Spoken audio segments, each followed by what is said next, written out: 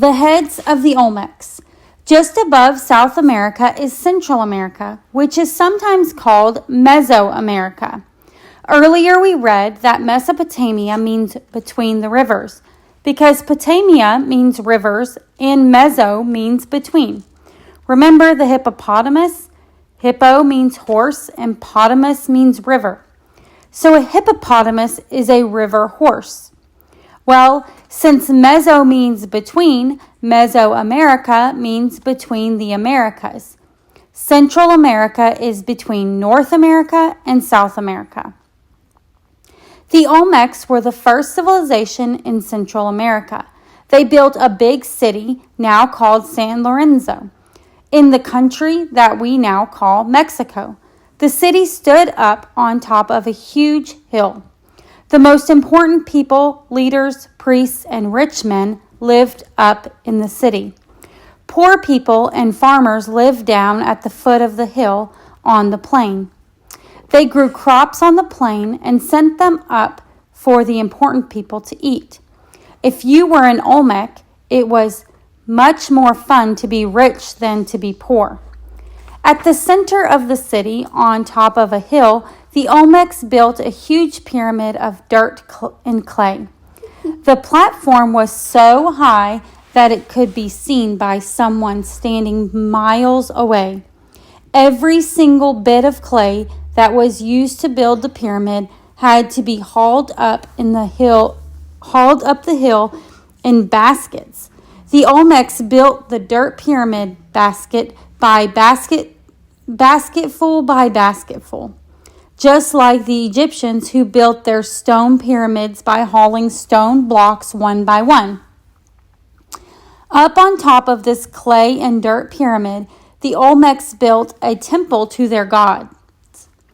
That means that the temple was the highest place in the whole city. We don't know what the Olmecs' gods were called, but we know what they looked like. One was a snake with feathers. Another was half human, half jaguar. A third was a dwarf-like creature who lived in waterfalls.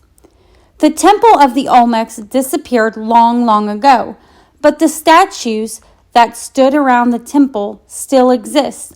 They are statues of people. They're just statues of heads. They aren't statues of people, they are just statues of heads. The Olmecs' heads are probably sculptures of important rulers, but none of these stone rulers has a body. The heads sit directly on the ground as though an enormous stone person had been buried in the dirt up to his neck. And the heads are enormous, as big as 9 feet tall. That's taller than the biggest person you know and probably higher than your ceiling.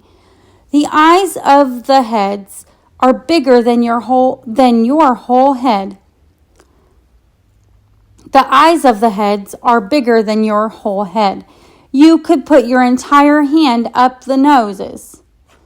If you were standing next to one, your head would only come up to its cheek. What if these huge heads had bodies? They would be stone giants as tall as 4-story buildings. Their hands would be big enough for you to sit in. A grown-up's head wouldn't even reach one of their knees. A grown-up's head wouldn't even reach to one of their knees. The huge heads sat in a circle around the temple on top of the clay pyramid. What were they for? No one really knows. Perhaps the Olmecs, like the Egyptians, thought that their rulers were gods and wanted to honor them. Maybe they carved the giant heads to remember their rulers.